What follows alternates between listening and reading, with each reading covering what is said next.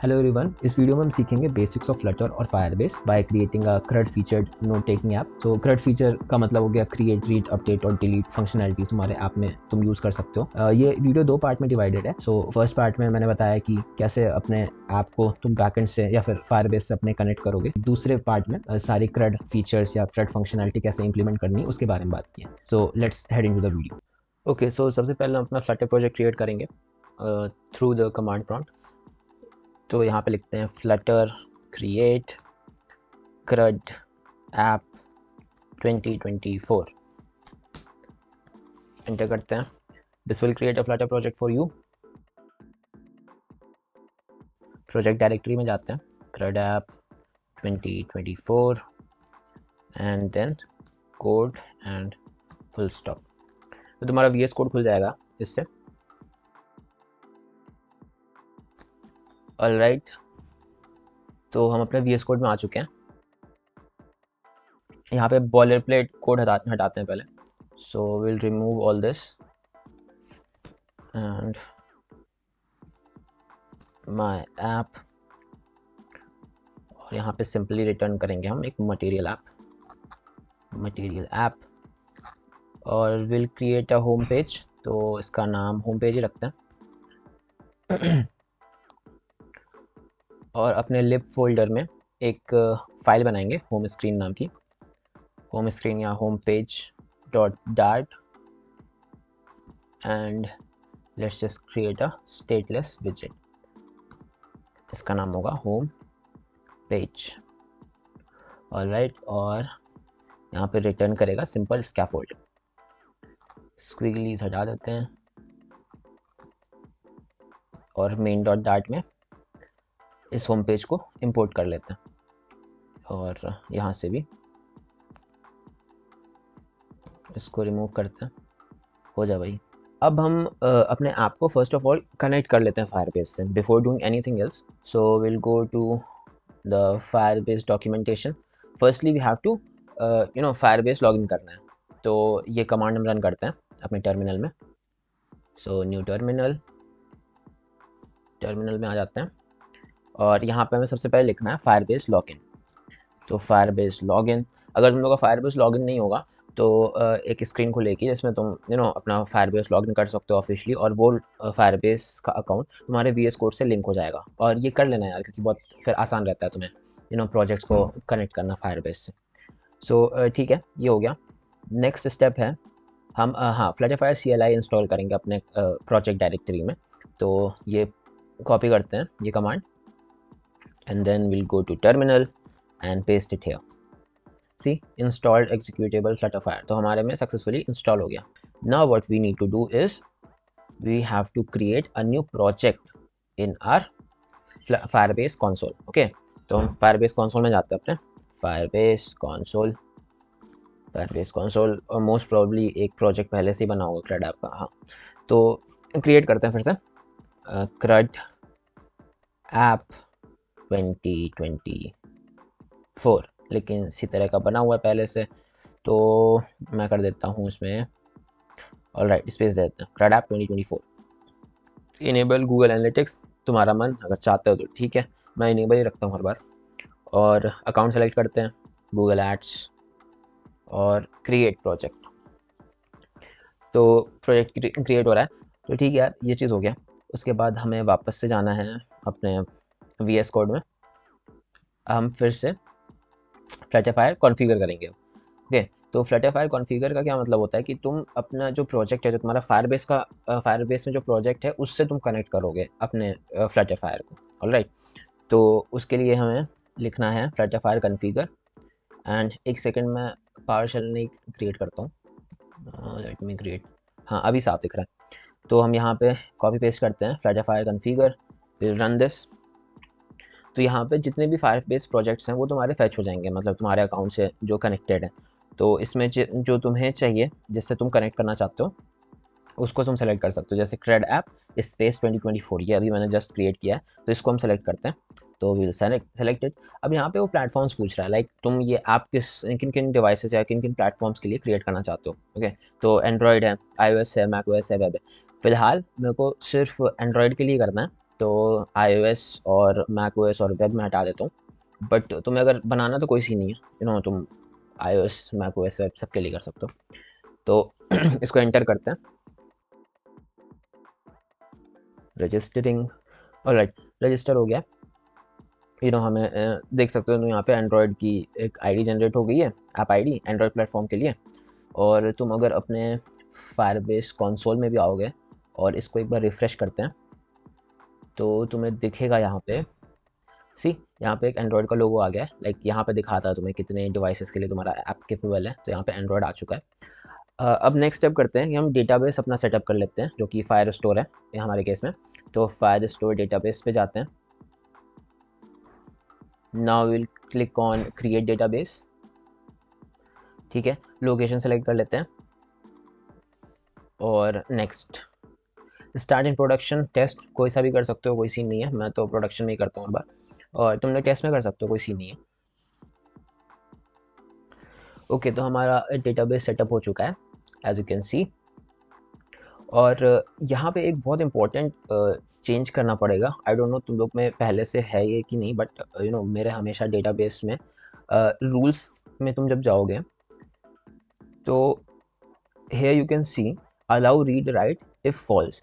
तो इसका क्या मतलब है? इसका मतलब ये है कि तुम फिलहाल अपने डेटाबेस में कोई भी डेटा है उसको रीड नहीं कर सकते हो, और उसमें राइट मतलब उस डेटाबेस में चेंजेस भी नहीं कर सकते, जस्ट बिकॉज यहाँ पे फॉल्स लिखा हुआ है। सो इसको तुम्हें चेंज करना पड़ेगा। So will just change it to true. Okay, और इसको पब्लिश कर देते हैं। ये बहुत इंपॉर्टेंट स्टेप है, कई बार हम लोग ये चीज़ भूल जाते हैं और हमारा कोड रन ही नहीं करता है। तो ये मेन रीज़न हो सकता है उसका। तो हमने ट्रू कर दिया। अब हम अपने डेटाबेस में डेटा मैनिपुलेट कर सकते हैं, लाइक चेंजेस को एक्सेप्ट कर सकते हैं, व्यू कर सकते हैं अपने स्क्रीन में। तो हमारा डेटाबेस भी सेटअप हो गया।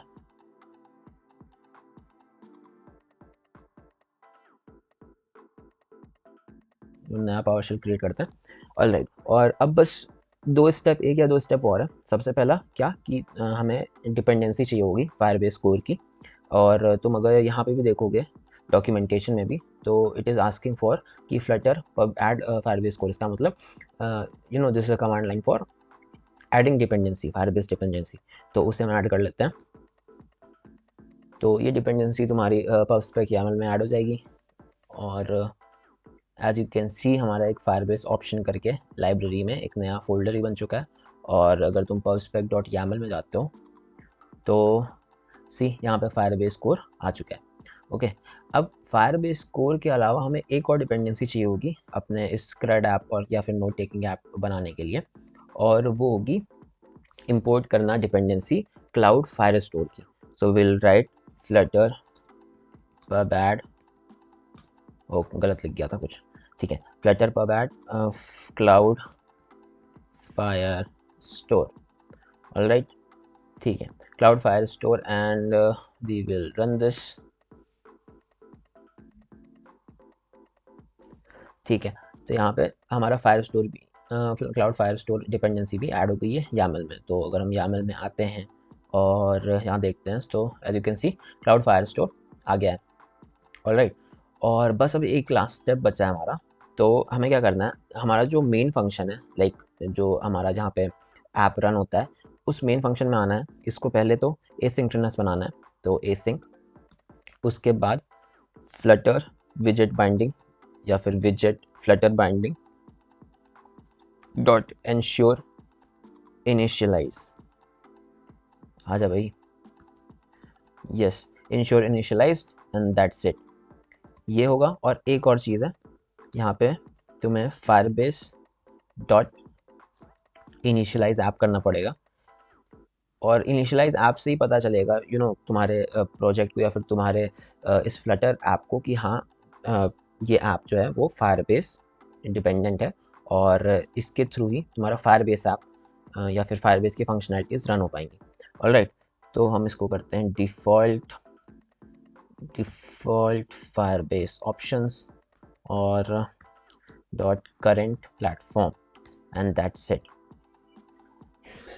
ओके, सो दैट्स इट यार, ये इतना ही करना था तुम्हें। तुम्हारा ऐप अब पूरी तरीके से फायरबेस रेडी है। और ये कनेक्शन वाला पार्ट था, this is part two connect the Firebase with your app, और वो हमने पूरी तरीके से कर लिया है। नाउ नेक्स्ट स्टेप जो हम करेंगे वो है फंक्शंस क्रिएट करना। एक बार मैं रन करा के भी दिखा देता हूँ कि हमारा ऐप एक्चुअल में ओपन हो भी रहा है या नहीं। So will see that.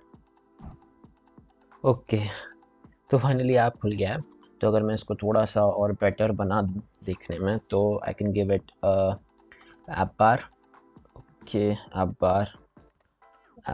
बार में टाइटल दे देते हैं which is CRUD app. Alright, इसको सेव करते हैं एंड यू कैन सी है राइट।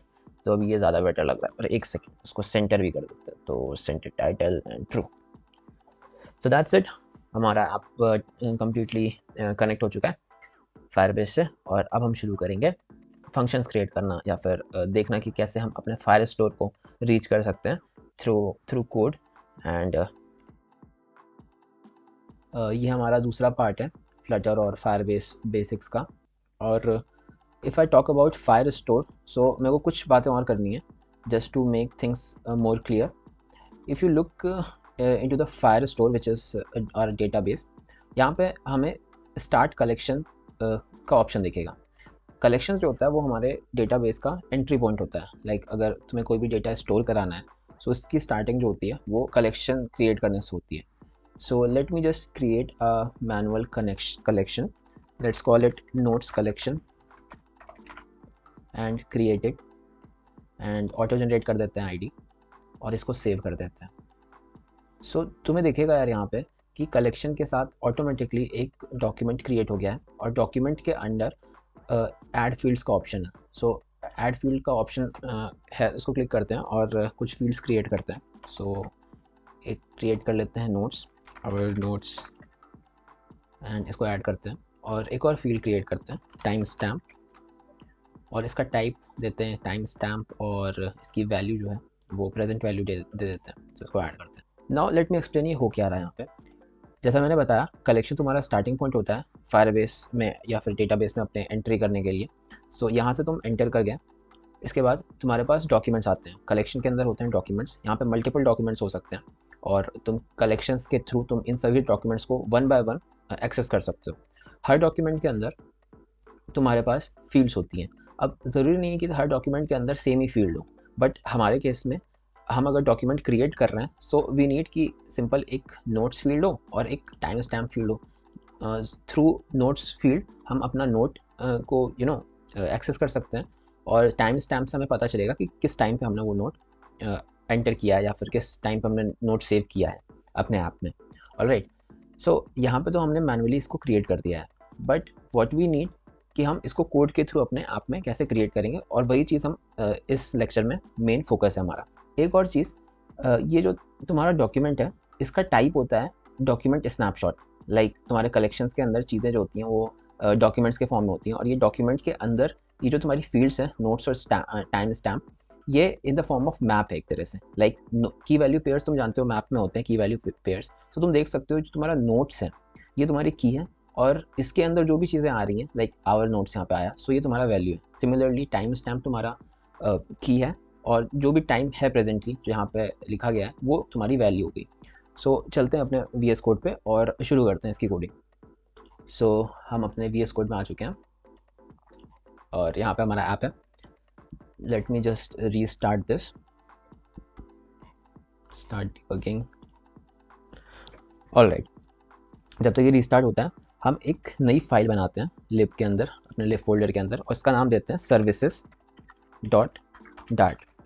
इस फाइल के अंदर हम अपना सारा लॉजिक लेंगे बैकएंड का, लाइक कि हम कैसे अपने डेटाबेस को एक्सेस कर सकते हैं, वो सारा लॉजिक इस फाइल के अंदर है services.dart के अंदर। इसका नाम दे देते हैं। सो हमें एक क्लास बनानी पड़ेगी, लाइक इसका नाम देते हैं फायरस्टोर सर्विसेज। इस फायरस्टोर सर्विस क्लास के अंदर हमारा सारा लॉजिक होगा, सारे फंक्शन क्रिएट, रीड, अपडेट और डिलीट के सारे फंक्शन हमारे इस क्लास के अंदर होंगे। ऑलराइट, सो जैसा मैंने तुम्हें बताया था यार कि हमें एक डेटाबेस को एक्सेस करने के लिए एक एंट्री पॉइंट क्रिएट करनी पड़ती है नोट्स कलेक्शन की। ऑलराइट, सो पहले हम यहाँ पे इस डेटा को डिलीट कर देते हैं। लाइक ये तो हमने मैनुअली क्रिएट किया था, तो इसको हटा देते हैं, नोट्स कलेक्शन। ठीक है, यहाँ पे सारा हार्ड कोडेड डेटा चला गया है, और हम अब कोड के थ्रू इसको क्रिएट करने की कोशिश करेंगे। ऑलराइट, सो इस सर्विसेज फाइल के अंदर हम एक क्लास क्रिएट करेंगे which is Firestore services, and इस फायरस्टोर सर्विसेज क्लास के अंदर हमारा सारा लॉजिक होगा, सारे functions create, read, update and delete का सारा लॉजिक इसी क्लास के अंदर होगा। ऑलराइट, सो इस क्लास का हम सिंपल एक ऑब्जेक्ट बना के सारे फंक्शंस को एक्सेस कर सकते हैं। सो सबसे पहले जैसा मैंने बताया था कि हमें कलेक्शन चाहिए, पहला कलेक्शन हमारा एंट्री पॉइंट होता है, तो इसलिए हम एक कलेक्शन क्रिएट करेंगे।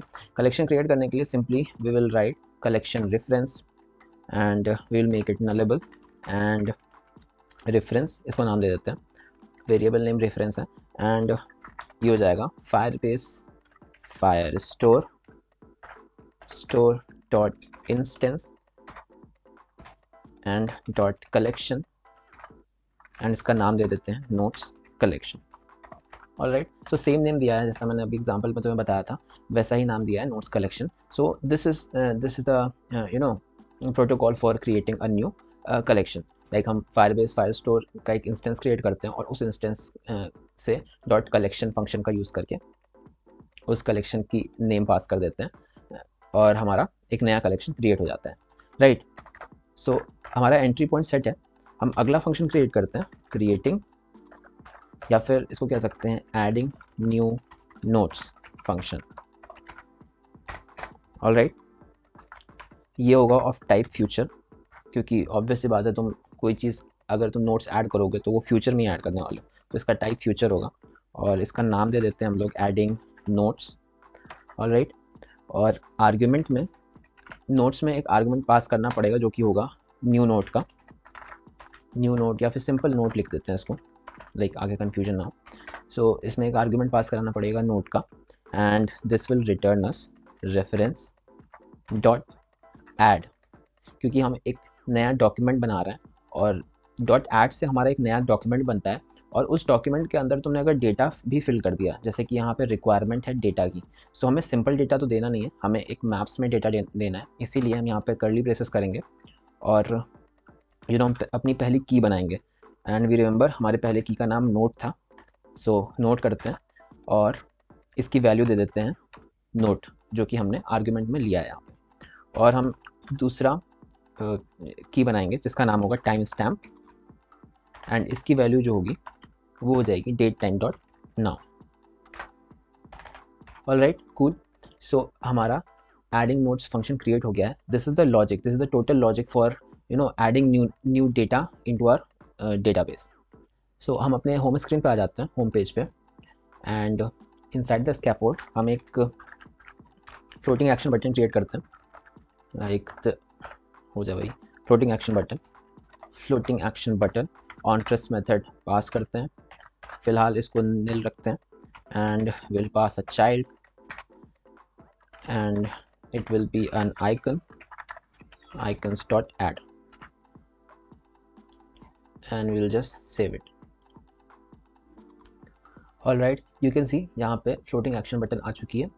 अब हमें क्या चाहिए, जब हम इस फ्लोटिंग एक्शन बटन को क्लिक कर, सो वी वांट कि एक स्नैक बार टाइप का कुछ आ जाए जिसके अंदर टेक्स्ट फील्ड हो और एक सेव बटन का ऑप्शन हो, एंड जो डेटा हम टेक्स्ट फील्ड में डाल रहे हो वो नोट्स के वो एज अ नोट बैकएंड में सेव हो जाए, लाइक एक बेसिक नोट ऐप ऐसा ही करता है। So let's create a function for showing a new snack bar. Alright, so create करते हैं, we will call this function as show snack bar, and inside this function हमें चाहिए एक show about dialog या फिर सिर्फ dialog। about dialog में you don't get builder, so हम dialog का यूज़ करेंगे, dialog। एंड अच्छा हाँ, बिफोर दिस मेक श्योर कि तुम्हारा जो विजेट है वो स्टेटफुल हो, होम पेज तुम्हारा स्टेटफुल होना चाहिए, नॉट स्टेटलेस, सो वो ध्यान रखना। And will create a builder, and then we will return alert box, एक अलर्ट बॉक्स रिटर्न करेंगे, and inside this alert box हमें कंटेंट पास कराना है, और the content that we want is text field. Alright, also हमें एक save button भी का ऑप्शन भी चाहिए, सो एक बटन क्रिएट करते हैं, सो एक्शंस में जाते हैं, and we will add an elevated button, elevated button text चल रहा है भाई text and this will say save note alright so ये हो गया। नाउ इस फंक्शन को हम फ्लोटिंग एक्शन बटन के ऑन प्रेस्ड मेथड में कॉल कर देंगे। तो शो स्नैक बार, ठीक है। एंड अगर मैं इसको क्लिक करता हूँ तो यू कैन सी एक टेक्स्ट फील्ड आ रही है, उसके नीचे एक बटन है जिसमें सेव नोट लिखा हुआ है। ओके सो इसको थोड़ा सा और सही बना देते हैं अलर्ट डायलॉग को, इसको एक टाइटल भी दे देते हैं एंड टाइटल देते हैं add your notes here. Okay ये हो गया much better. Now what you want, हम एक कंट्रोलर क्रिएट करेंगे ऑलराइट, क्योंकि टेक्स्ट फील्ड में जो भी इनपुट होगा उस इनपुट को अगर हमें एक्सेस करना है तो एक कंट्रोलर ऑब्जेक्ट बनाना पड़ेगा of text editing controller type. So उसको बना लेते हैं जल्दी से। सो टेक्स्ट एडिटिंग कंट्रोलर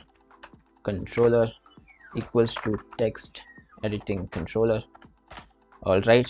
और इसी के साथ हम अपना जो सर्विसेज क्लास हमने जो क्रिएट की थी इससे पहले, फायरस्टोर सर्विसेज क्लास यहाँ पे क्रिएट की थी, इसका भी एक ऑब्जेक्ट बना लेते हैं so that we can access this adding note function. तो इसका भी एक ऑब्जेक्ट बनाते हैं of class firestore services and we will name this as services and this is of class firestore services। all right so that's done for now। now what we want कि elevated button में जो on pressed method है इसमें जब हम जब इसको click करें so the data inside the text field gets saved into our backend right।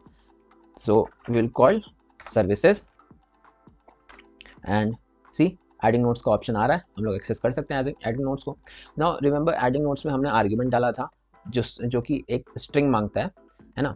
सो ये स्ट्रिंग कौन सी होगी, ये वही स्ट्रिंग है जो तुम इनपुट में टेक्स्ट फील्ड के इनपुट में डाल रहे हो। तो इसको कैसे एक्सेस करेंगे, कंट्रोलर डॉट टेक्स्ट से, ठीक है। सो होपफुली अब चीज़ें जो हैं वो बैकएंड में सेव हो जानी चाहिए। सो एक बार हम चेक कर लेते हैं। We will click on this and हम कोई भी एक नोट क्रिएट करते हैं। So like testing new note alright and इस सेव बटन को क्लिक करते हैं। ओके कोई एरर तो शो किया नहीं है इस time. So we will go into our backend और फायरबेस और चेक करते हैं कि डेटा उसमें आया कि नहीं। सो ओके इसको रिफ्रेश करते हैं एक बार।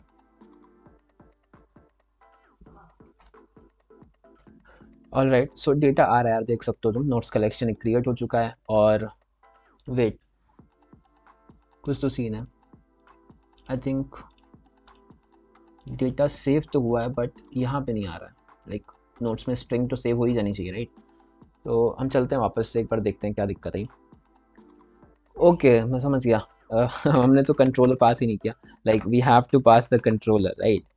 सो टेक्स्ट फील्ड के अंदर जब हम कंट्रोलर ऑब्जेक्ट अपना पास करेंगे तभी वो सेव कर पाएगा। नाउ वी विल, और अब फिर से चेक करते हैं।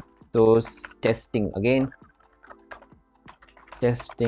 अगेन एंड सेव नोट करते हैं and will go to our backend and see अब आने लगा यहाँ पे टेस्टिंग अगेन। लाइक मैंने ध्यान नहीं दिया था, टेक्स्ट फील्ड के अंदर हमने कंट्रोलर भेजा ही नहीं था। सो इसको डिलीट कर देते हैं, डॉक्यूमेंट्स स्टार्ट डिलीट एंड इसको भी डिलीट कर देते हैं, स्टार्ट डिलीट।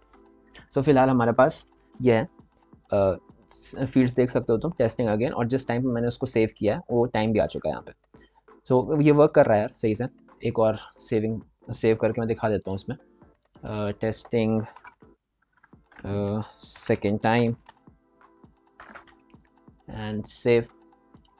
और अगर बैकएंड में आओगे तो सी एट द सेम टाइम यहाँ पे चेंजेस आ चुके हैं। सो ये काम कर रहा है ओके। तो हमारा एडिंग फंक्शन तो पूरी तरीके से काम कर रहा है। नाउ व्हाट वी वांट कि जो भी डेटा सेव हो रहा है बैकएंड में वो हमारे स्क्रीन में भी शो हो। सो इसके लिए हमें एक नया फंक्शन क्रिएट करना है जिसका नाम है शो डेटा या फिर शो नोट्स। सो क्रिएट करते हैं। शो नोट्स क्या रिटर्न करेगा, हमें एक स्ट्रीम ऑफ वैल्यूज़ देता है। याद रखना, जस्ट अ क्विक नोट कि हमें अगर डेटा चाहिए होता है बैकएंड से, so most of the data stream के फॉर्म में हमें आता है, क्योंकि अगर हमें कंटिन्यूस डेटा चाहिए होता है बैकएंड से, so it travels in the form of stream, इसीलिए हम स्ट्रीम रिटर्न करेंगे। और वो डेटा जो होता है वो क्वेरी स्नैपशॉट के टाइप में आता है। सो इनसाइड द स्ट्रीम हम इसका टाइप लिखेंगे कि डेटा किस टाइप में चाहिए, which is in query snapshot, और इसका नाम देते हैं शो डेटा। ऑलराइट, और इसमें हमें कोई भी आर्ग्यूमेंट की ज़रूरत है नहीं, we will just simply return reference, so we will write order by, and इसमें फील्ड पास करानी पड़ेगी, किस फील्ड पे डेटा डिपेंड कर रहा है। सो ये फील्ड जो होगी वो हो जाएगी time stamp, and descending equals to true कर देंगे। तो इसका मतलब ये हुआ कि जो भी डेटा बाद में भरा गया है वो तुम्हें सबसे पहले दिखाया जाएगा, और जो सबसे पहले भर दिया गया वो बॉटम ऑफ द स्क्रीन पे जाने लगेगा। सो ये कर दिया, और इस पूरे डेटा को जो रिटर्न टाइप है उसको हम स्नैपशॉट में कन्वर्ट कर देंगे। So in the form of snapshot हमें ये डेटा रिटर्न हो जाएगा। ऑलराइट, सो फिर हम वापस से होम पेज पे जाते हैं अपने, and we will create a body for our scaffold body, and body में हम स्ट्रीम बिल्डर जनरेट करेंगे, स्ट्रीम बिल्डर रिटर्न करेंगे। क्यों? क्योंकि हमें स्ट्रीम्स ऑफ डेटा मिल रहे हैं। सो हम अगर हमें स्ट्रीम ऑफ डेटा शो करने रहते हैं बॉडी में, सो हम most of the time stream builder का यूज़ करते हैं। सो स्ट्रीम बिल्डर में हमें दो रिक्वायरमेंट कंपलसरी है, which is stream and builder. So first stream देखते हैं। मैंने अभी डिस्कस किया है कि हमें जो डेटा बैकएंड से मिल रहा है वो in the form of stream मिल रहा है, और वो स्ट्रीम का ये सोर्स मांग रहा है, इट रिक्वायर्स अ सोर्स। तो सोर्स सिंपली वही हो जाएगा, services dot, and we will access show data. हमें बिल्डर चाहिए होगा, बिल्डर हमारा विजेट क्रिएट करेगा हमारे स्क्रीन के लिए। सो बिल्डर में हम सिंपली रिटर्न करेंगे, फर्स्ट ऑफ ऑल इससे पहले एक कंडीशन हम लिख देंगे यहाँ पे कि अगर डेटा एक्चुअल डेटा या स्नैपशॉट डेटा है हमारे बैकएंड में, लाइक अगर बैकएंड में कोई डेटा है, तो उस केस में हम रिटर्न कराना चाहेंगे if snapshot dot has data.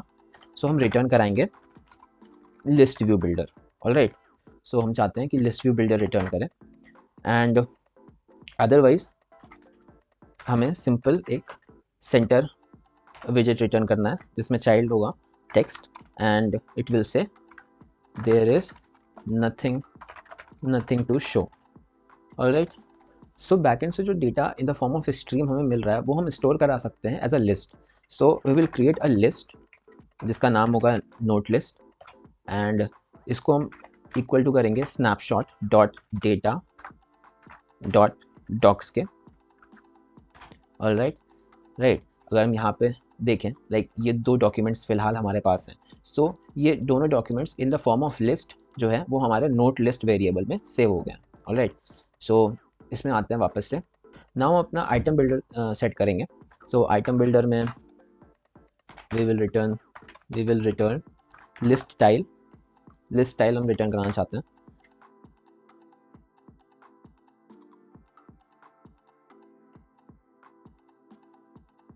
Alright, उससे पहले यहाँ पे याद रखना कि आइटम काउंट जो होगा वो हमारा नोट लिस्ट डॉट लेंथ के बराबर होगा।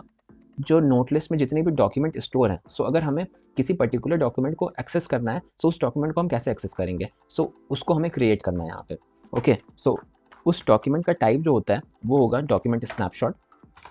डॉक्यूमेंट स्नैपशॉट ही हमारे नोट लिस्ट के अंदर स्टोर्ड है in the form of list, and now we will call it document, इसका नाम दे देते हैं।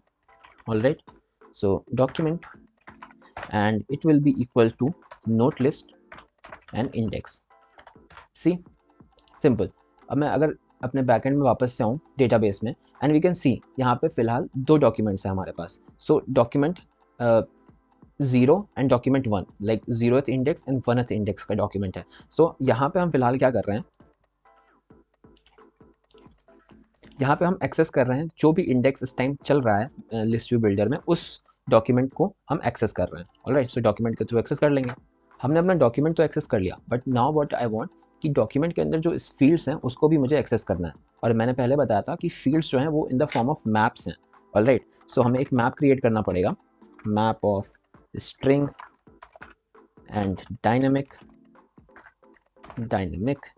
और इसको नाम दे देते हैं डेटा।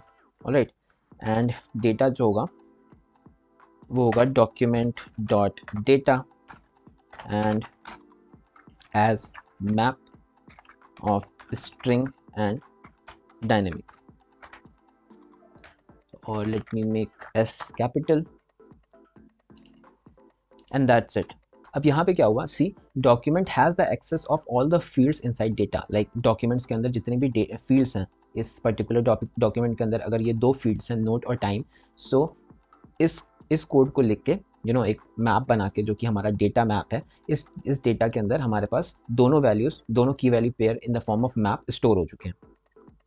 सो अब इस डेटा के पास जितनी भी फील्ड्स हैं उस डॉक्यूमेंट के अंदर उनका एक्सेस है। ऑलराइट, सो अब हम इस डेटा का यूज़ करेंगे पर्टिकुलर नोट फील्ड को एक्सेस करने के लिए। Alright, so we will call note equals to data note. Alright, और सिमिलरली हमें एक डॉक्यूमेंट आईडी भी बनानी रहेगी।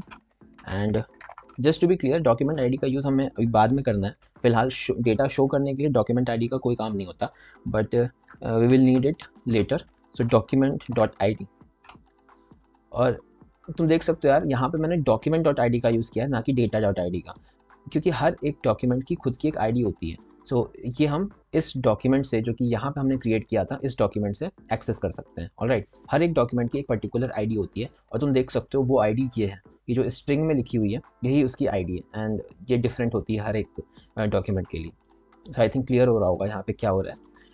Now inside the list tile हम जाते हैं, and inside the title property हम इसको टाइटल में नोट डाल देते हैं अपना। एंड यहाँ पे कुछ एरर शो कर रहा है, सो देखते हैं क्या है। The body might, okay, the body might completely show nil. Alright, so I think if snapshot dot has data, snapshot dot has data इतना एल्स, ओके, यहाँ पे हमने रिटर्न नहीं लगाया, सो रिटर्न लगा देते हैं। एंड एरर चला गया अपना, सो कोई शो नहीं है। Okay, so now you can C, reload करने पे हमारा डेटा स्क्रीन पे शो हो रहा है। इसका मतलब ये फंक्शन पूरी तरीके से काम कर रहा है। सिर्फ दो फंक्शन ही अब बचे हैं, update function and delete function. So चलते हैं और अपडेट फंक्शन पे काम करते हैं अपने। सो अपडेट फंक्शन पे जाते हैं, अपडेटिंग नोट्स। सो अपडेटिंग नोट्स फंक्शन भी हमें फ्यूचर रिटर्न करेगा, लाइक फ्यूचर वॉइड, एंड इसका नाम देते हैं updating note. Alright, updating notes के अंदर हमें दो आर्ग्यूमेंट्स की रिक्वायरमेंट है। पहला होगा एक स्ट्रिंग, और इसका नाम देते हैं अपडेटेड नोट। तो जो तुम नोट अपडेट कर रहोगे वो पास कराएंगे। एंड दूसरा होगा डॉक आईडी, लाइक क्योंकि हम अपडेट करने वाले हैं पर्टिकुलर नोट को, सो हर नोट की एक आईडी होती है, जैसा मैंने पहले ही बताया था। सो उस आईडी की रिक्वायरमेंट पड़ेगी यहाँ पे रिटर्न करते हैं सिंपल रेफरेंस डॉट डॉक के अंदर हम डॉक आईडी सेंड करेंगे, और जिससे हम पर्टिकुलर डॉक आईडी डॉक्यूमेंट या फिर अपने नोट को एक्सेस कर सकते हैं। और उसके बाद डॉट अपडेट पे जाएंगे, अपडेट करके हम नया सेट ऑफ डेटा बनाना चाहेंगे, बट इसका जो की वैल्यू पेयर है वो बिल्कुल ही सेम रखेंगे जो पहले हमने क्रिएट किया था। सो वापस से हम क्रिएट करते हैं एक फील्ड नोट की, और इसमें पास करेंगे अपडेटेड नोट्स, एंड सिमिलरली हम क्रिएट करेंगे time stamp, and we will pass datetime dot now. Alright, so हमारा फंक्शन क्रिएट हो चुका है यार अपडेटिंग नोट्स का। सो जल्दी से इसको एक्सेस करते हैं हम अपने होम स्क्रीन पे। तो होम स्क्रीन पे आ गए यहाँ पे, एंड इसको एक्सेस करने के लिए हमें सबसे पहले दो आइकन्स बनाने पड़ेंगे, जिसको क्लिक करके हम एक्सेस कर सकते हैं updation as well as deletion को। सो यहाँ पे हम जाते हैं ट्रेलिंग फंक्शन पे जाते हैं, इसके ट्रेलिंग प्रॉपर्टी में रो रिटर्न करेंगे, and inside this row we'll create a children, and which will be icon button on pressed method फिलहाल empty रखते हैं, and icons में create करेंगे icons dot delete, okay, and we'll create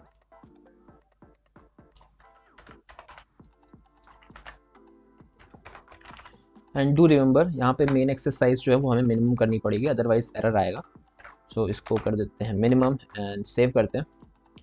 just restart our app, and you can see यहाँ पे हमें दोनों icon दिख गए हैं। सो व्हाट आई वांट कि जब मैं इस आइकन पे क्लिक करूँ, लाइक एडिट पे, सो हमें मेरी अपडेट स्क्रीन ओपन होनी चाहिए, और जब डिलीट ऑप्शन पे क्लिक करूँ तो हमारा डेटा डिलीट होना चाहिए। फिलहाल हम ध्यान देंगे अपडेशन पे।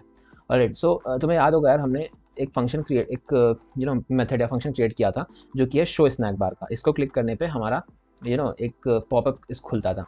सो व्हाट आई वांट कि मैं चाहता हूँ कि सिमिलर पॉपअप इसको क्लिक करने पे भी खुले, बट दिस टाइम जब ये स्नैक बार ओपन होगा, सो ये डेटा जो पहले से यहाँ पे है टेस्टिंग अगेन सेकेंड टाइम, ये यहाँ पे आ जाएगा और सिंपली इसको जब मैं क्लिक करूँगा सेव नोट पे, सो ये डेटा चेंज हो जाएगा और अपडेटेड डेटा में कन्वर्ट हो जाएगा। ऑलराइट, सो इसको करने के लिए हमें अपने स्नैक बार फंक्शन के अंदर एक स्ट्रिंग टाइप वेरिएबल पास करना पड़ेगा, जिसका नाम दे देता हूँ मैं ओल्ड नोट, एंड एक और nullable talk ID argument pass कराना पड़ेगा। लाइक मैंने नेमिंग ऐसे की यार कि तुम्हें समझ आए कि एक्चुअल में हो क्या रहा है। सो इसको नलेबल बनाया, लाइक ये नल हो भी सकता है, नहीं भी हो सकता है। इसलिए किया है क्योंकि जब तुम नया डेटा बनाना चाहोगे या नया नोट सेव करना चाहोगे, तो उस केस में तुम्हारे पास ओल्ड नोट होगा ही नहीं, इसीलिए इसको मैंने नलेबल रखा है। और सिमिलरली तुम्हारे पास टॉक आईडी भी नहीं होगी, और जब तुम एडिट कर रहे होगे उस केस में तुम्हारे पास old note as well as document ID दोनों होने चाहिए। ऑलराइट, सो यहाँ पे एक कंडीशन लगाते हैं, if old note equals to null, so उस केस में कंट्रोलर डॉट टेक्स्ट की वैल्यू जो होगी वो नल कर देंगे, सिंपली इसको कॉल करेंगे। एल्स अगर तुम्हारा ओल्ड नोट है पहले से, दैट मीन्स अगर हम अपडेट कर रहे हैं अपनी वैल्यू, सो उस केस में हम चाहते हैं कि कंट्रोलर डॉट टेक्स्ट की वैल्यू जो है वो हो जाए which is equals to old note के बराबर। मेरे को पता है यार तुम्हें समझ आ गया होगा ये चीज़ क्या हो रही है यहाँ पे। सिमिलरली हम यहाँ पे जाते हैं एलिवेटेड बटन में, ऑन प्रेस के अंदर हमें कुछ चेंजेस करने पड़ेंगे, और वो चेंजेस ये होंगे, कंडीशन लिखेंगे if old note equals to null, that means अगर हम नया डेटा या नया नोट क्रिएट करने वाले हैं, तो उस केस में हम इस चीज़ को कॉपी करेंगे, इस कोड को कॉपी करते हैं एंड विल पेस्ट हियर, और else we will call services dot update notes. Alright, और अपडेटेड नोट में तुम्हें याद होगा कि हमने दो आर्ग्यूमेंट फिल किए थे। सो पहले आर्ग्यूमेंट में हम डाल देंगे controller dot text and second में डॉक आईडी। सो नल चेक लगाना पड़ेगा, राइट, क्योंकि तुम्हें पता है कि अपडेटिंग नोट्स जब फंक्शन कॉल होगा तो उस केस में तुम्हारे पास डॉक आईडी और एक ओल्ड अपडेटेड नोट होना ही होना चाहिए। सो ये दोनों हमने प्रोवाइड कर दिया इसको। नाउ ये एरर शो कर रहा है क्योंकि हमने फ्लोटिंग एक्शन बटन में स्नैक बार जो आर्ग्यूमेंट्स मांग रहा है वो हमने दिया नहीं। तो तुम्हें पता होगा कि जब हम फ्लोटिंग एक्शन बटन को क्लिक कर रहे हैं तो वहाँ पे हम एक्चुअल में नया डेटा बना रहे हैं, नया नोट्स बना रहे हैं। सो इस केस में हम यहाँ पे दोनों डेटा नल पास कर देंगे। ऑलराइट, सो ये हो गया। हमें यहाँ पे अपने जो एडिट बटन है, एडिट आइकन बटन में ऑन प्रेस्ड मेथड में जाना है, और इसके अंदर भी कॉल करना पड़ेगा हमें यहाँ पे कॉल करना पड़ेगा show snack bar. Alright, show snack bar call करना पड़ेगा, और इसके अंदर हम ओल्ड नोट में पास करेंगे अपना जो नोट है, करंट नोट, और डॉक आईडी तुम्हें पता होगा, याद होगा, डॉक आईडी मैंने यहाँ पे क्रिएट की थी पहले से ही, जिसका मैंने कहा था कि बाद में यूज़ आएगा। सो ये है रहा उसका यूज़। डॉक आईडी जो है वो हर पर्टिकुलर डॉक्यूमेंट की एक आईडी है, एंड इसको सेव करते हैं। ओके, सो अब हम इसको क्लिक करेंगे एडिट को, और यहाँ पे तुम देख सकते हो पहले से ही लिख के आ गया है। सो इसमें कुछ चेंजेस कर देते हैं, इसके आगे लिख देते हैं अपडेटेड नोट, एंड इसको सेव कर देते हैं। सेव हो गया, एज यू कैन सी यहाँ पे देखो ये चेंज हो गया है, इससे पहले इतना ही था, अब ये सेव होके अपडेटेड नोट हो गया है। तो इसको कुछ और भी लिख सकते हैं, लाइक अपडेटिंग, इसको डिलीट कर सकते हैं यहाँ से, इसको लो इतना डिलीट कर देते हैं एंड सेव करते हैं। सो सी यहाँ पे चेंज हो गया। ऑलराइट, तो पूरी तरीके से वर्क कर रहा है यार ये। नाउ हम लास्ट पार्ट पे आते हैं जो कि सबसे आसान है, डिलीट करना। डिलीट करने का फंक्शन हम क्रिएट करते हैं, तो deleting note and future return करेगा वॉइड टाइप, एंड इसका नाम देते हैं डिलीट, ब्रो क्या हो रहा है, डिलीटिंग नोट, और इसमें भी हमें स्ट्रिंग डॉक्यूमेंट आईडी पास करनी पड़ेगी। सो इसका नाम देते हैं document ID, and inside this will return reference dot doc हमें यूज़ करना पड़ेगा क्योंकि हम पर्टिकुलर डॉक को एक्सेस करना चाहते हैं, dot delete, and that's it. ये सबसे आसान था, और इसको हम पास करेंगे, तुम्हें पता चली गया होगा कहाँ पास करना है। We have to pass this in on press function of delete icon button. So हम इसमें कॉल करते हैं सर्विसेज डॉट डिलीटिंग नोट्स और उसमें डॉक्यूमेंट आईडी पास कर देते हैं and we will click this. Now you can delete it. अगर मैं इसको क्लिक करूँ उसी, ये डिलीट हो गया। सो अब हमसे नया डेटा क्रिएट भी हो जा रहा है like this. Save save save save. और तुम अपने हिसाब से ना यूआई थोड़ा सा इम्प्रूव कर सकते हो। तो मैं यूआई का तो ज़्यादा ध्यान नहीं दे रहा हूँ, बट मैं चाहता हूँ यार तुम लोग की और इम्प्रूव कर सकते हो इस ऐप को। बट बेसिक क्रक्स जो मुझे समझाना था। Alright, delete. ऑलराइट, सो कैसी लगी तुम लोग को वीडियो यार, बताना ज़रूर। और अगर कुछ नहीं समझ आया तो उसको कमेंट में मेंशन करना। मैं ट्राई करूँगा कि नेक्स्ट वीडियो में थोड़ा सा और बेटर वे से एक्सप्लेनेशन दे पाऊँ। And thank you for watching. Bye.